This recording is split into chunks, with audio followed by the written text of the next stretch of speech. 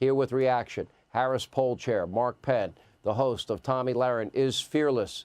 There's no such thing as a fearful Tomi Lahren anyway. On Outkick, Tomi Lahren. Tomi, let's get your take. It's a long list of people now. It's James Carville. I won't speak for Mark Penn. I'll let him speak for himself. But it's Van Jones. It's David Axelrod. It's Maureen Dowd. Nate Silver now joining the chorus. You have been saying, do you still believe 140 days out, you think they're going to replace Biden? I absolutely believe they're going to replace Biden. I believe it's going to happen either at the convention or shortly thereafter. I think the Democrats are far too strategic and they're far too used to winning, and they enjoy winning far too much to take a risk with Joe Biden.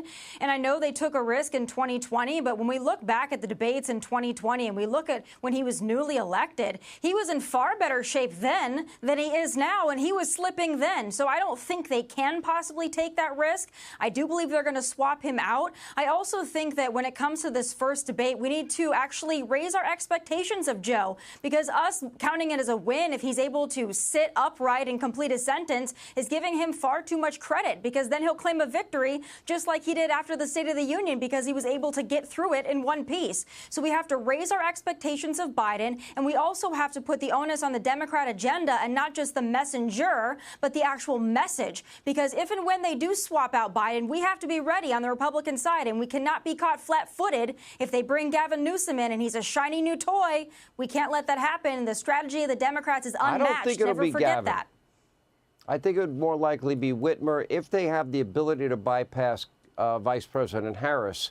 Mark, can anybody really conclude anything else that smart Democrats like yourself, you really don't want Biden, do you? Well, I think I'll defer that one per se, but look, I didn't think he was going to run. He decided to run, and you know what? He swept the Democratic primaries. These are his delegates. It's his convention. The idea that he's not going to be the nominee, I think, is a fantasy. I think the party is around him. I don't know why James said what he said. It's not really particularly useful at this point. The only thing I'll say is this debate. But Mark, you know why he said what he before the said. Convention's a little risky. You know why he said it. Well, but what's the point of saying that now?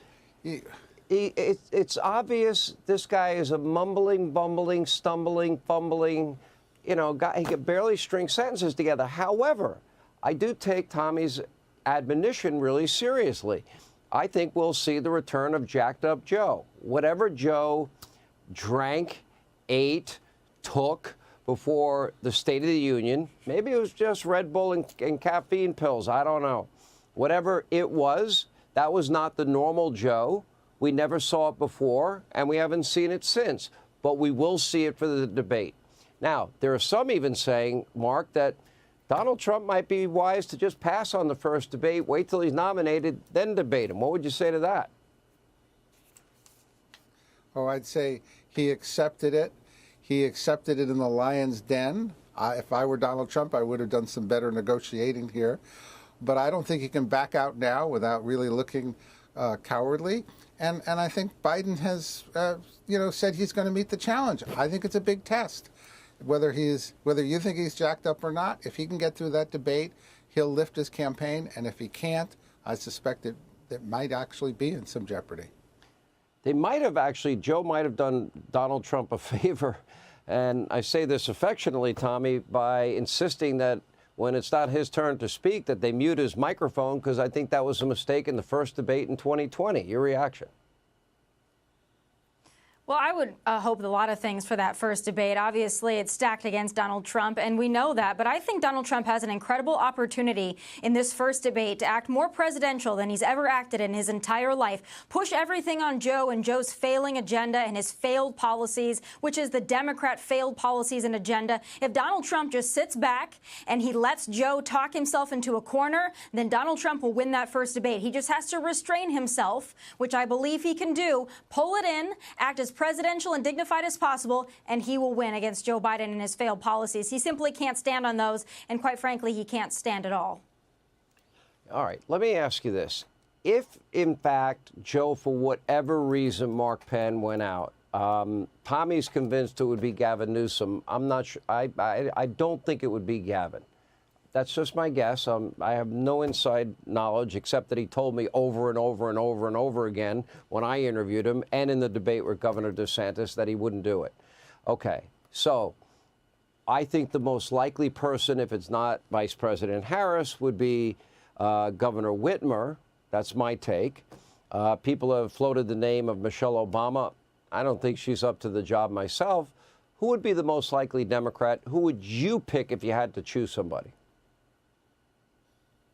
Well, again, you have to go through the history here. These delegates were nominated for this ticket.